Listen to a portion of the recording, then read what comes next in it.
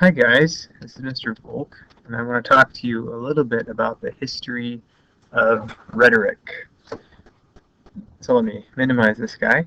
Okay, so in order for you to understand and contextualize a lot of the stuff we're going to learn this term about public speaking and how it works, it'll be helpful to first think a little bit about how we've got to the place that we are.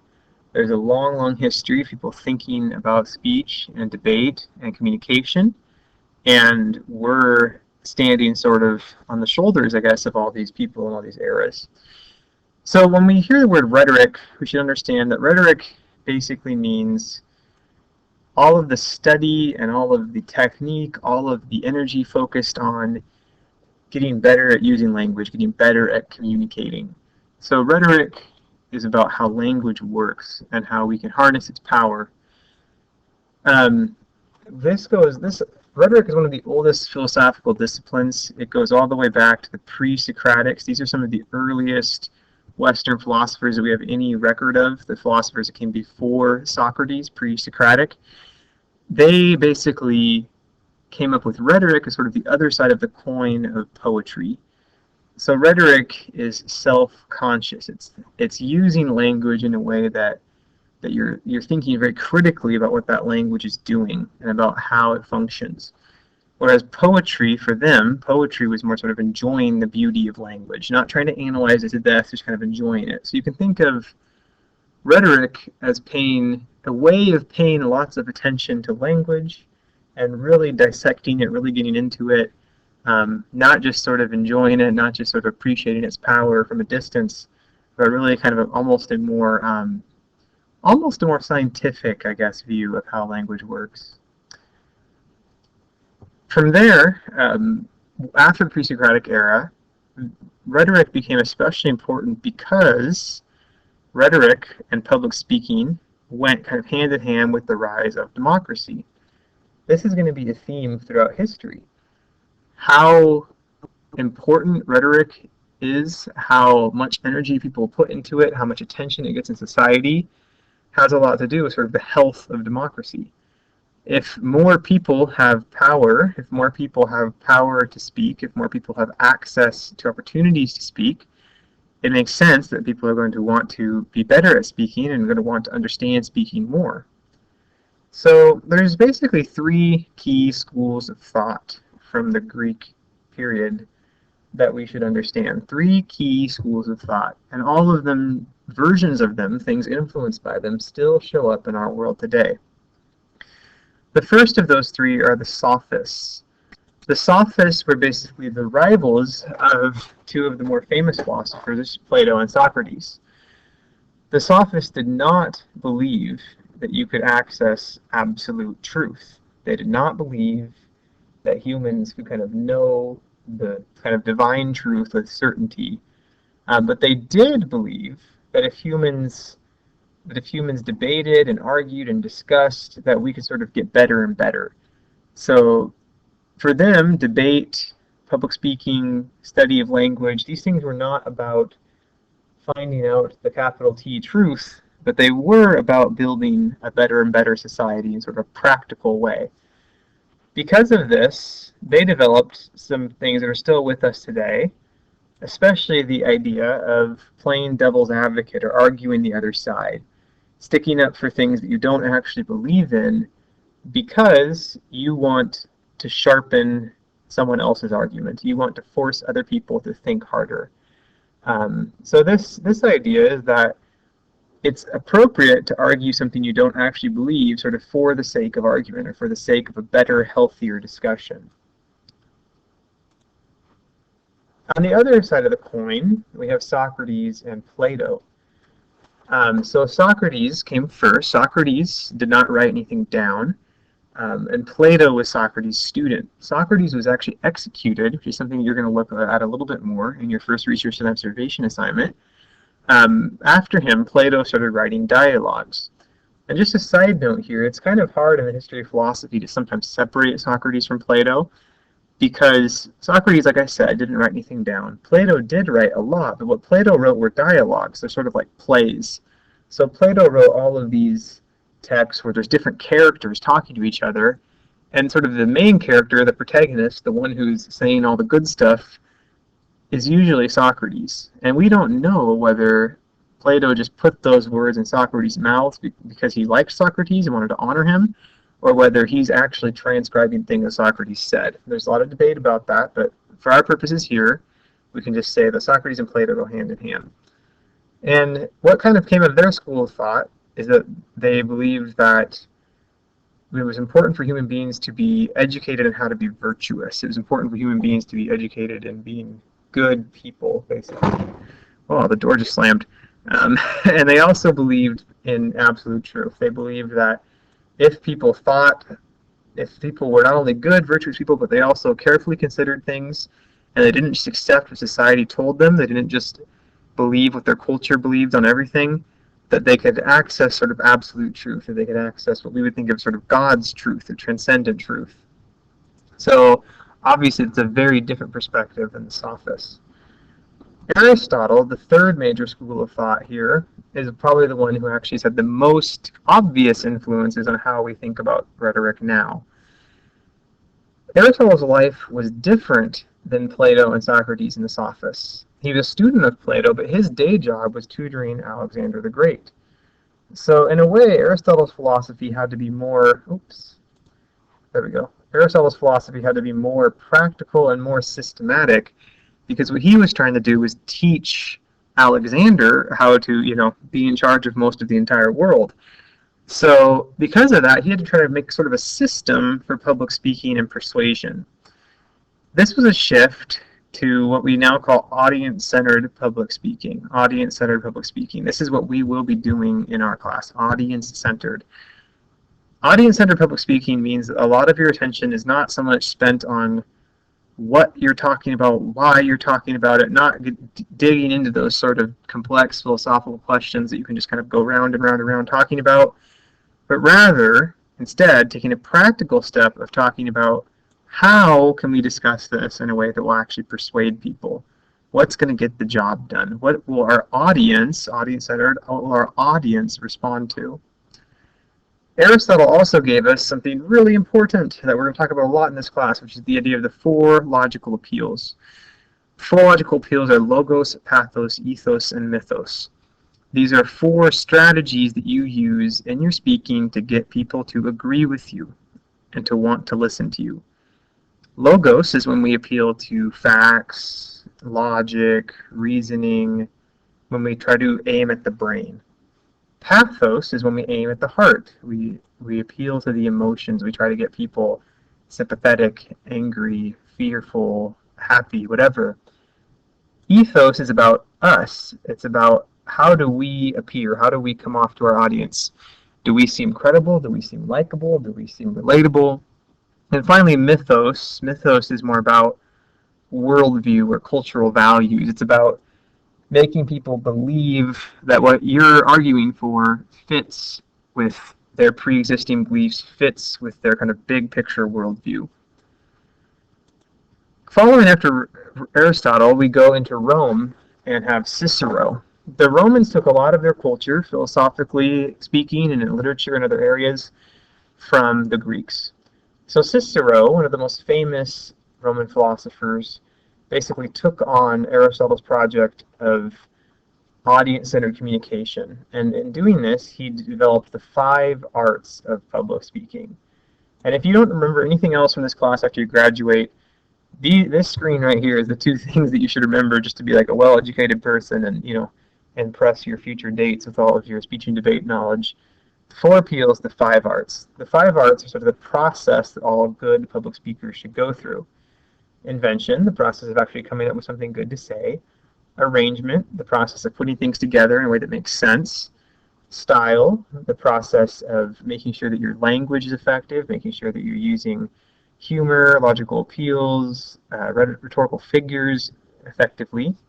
Memory, the process of making sure that you memorize your speech and you prepare ahead of time. And then delivery, the process of being able to perform in the moment, of being able to execute your plan and being able to really kind of rise to the occasion of public speaking.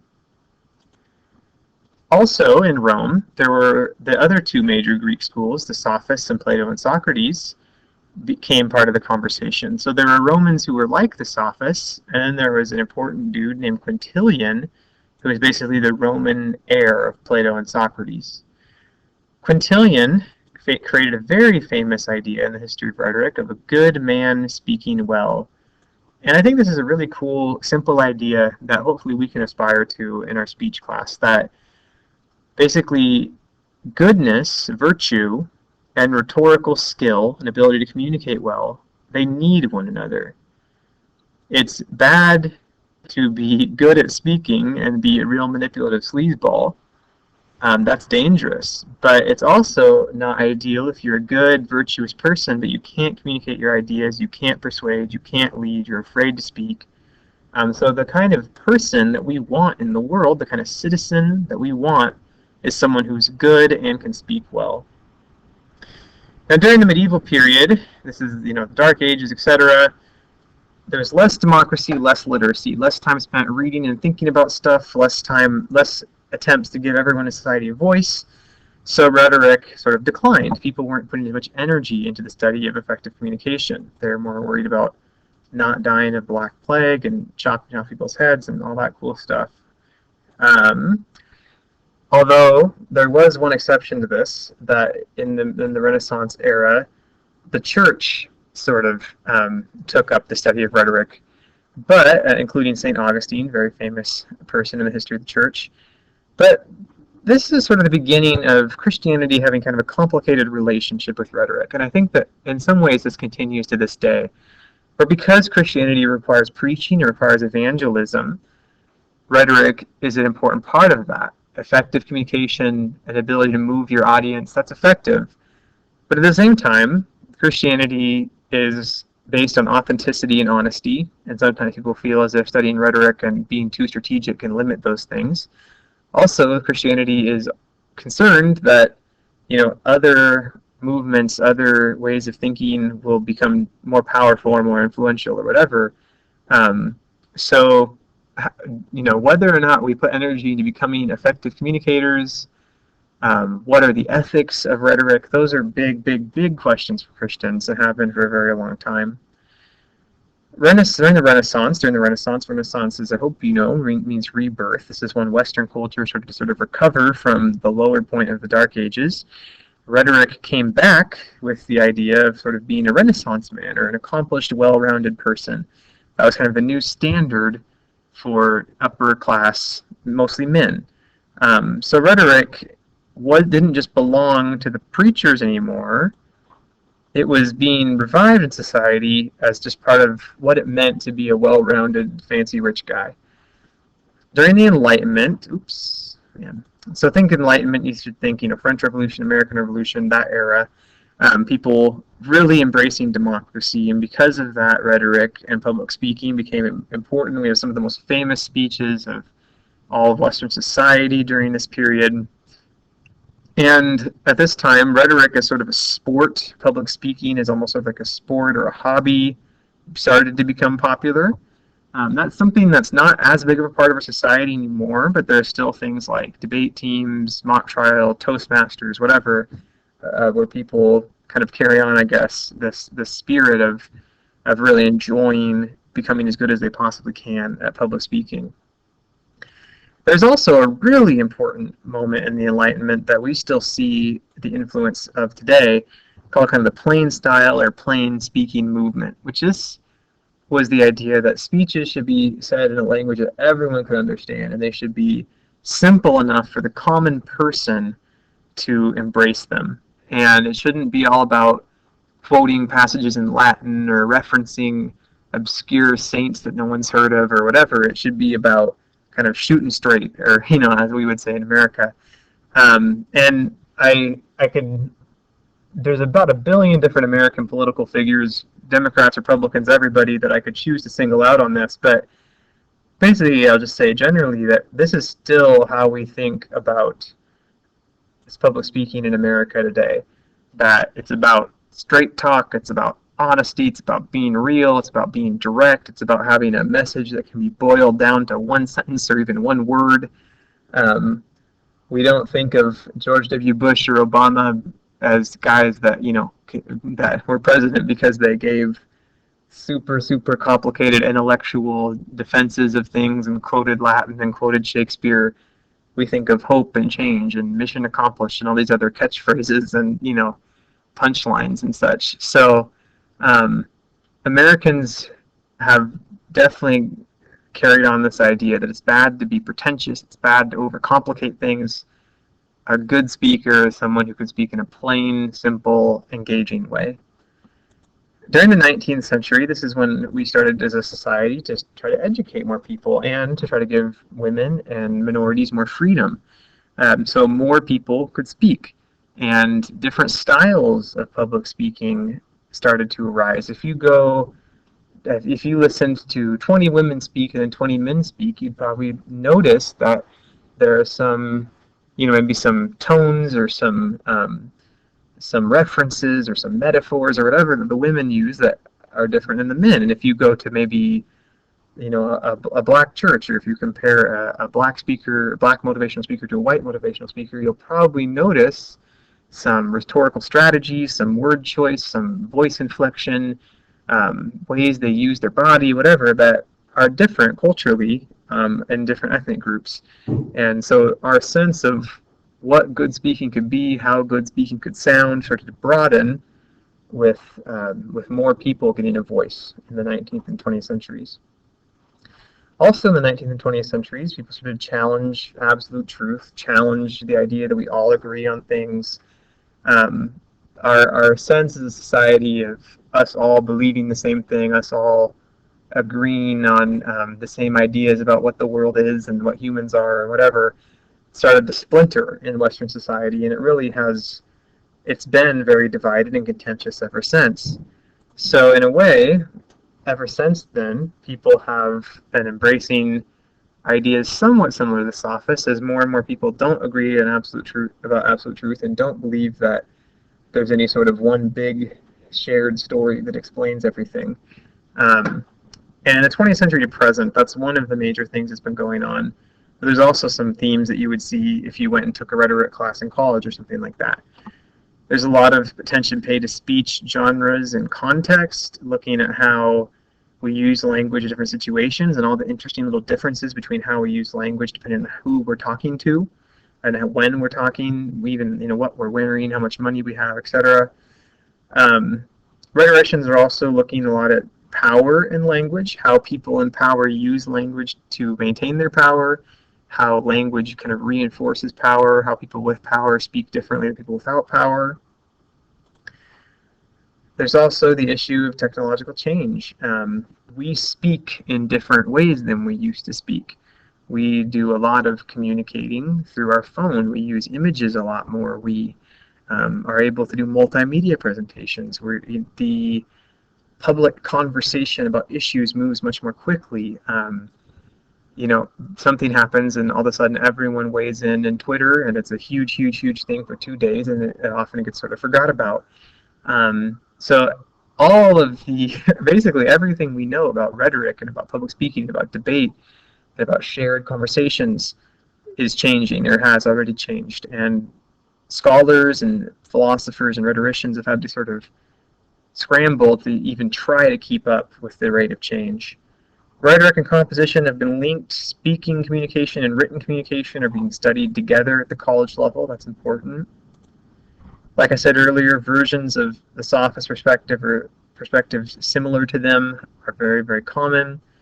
And finally, a lot of rhetoricians are very concerned about the fact that they feel personally like public speaking in our society sort of dumbed down, that politicians are dishonest, they're anti-intellectual, they avoid complexity, they avoid subtlety, they avoid admitting that they're wrong, they are basically always just trying to stir people up through fear, through dishonesty, through overuse of humor. That basically politicians of both parties are becoming more and more manipulative and more shallow as public speakers, and that this would have very bad ripple effects for our democracy and for society.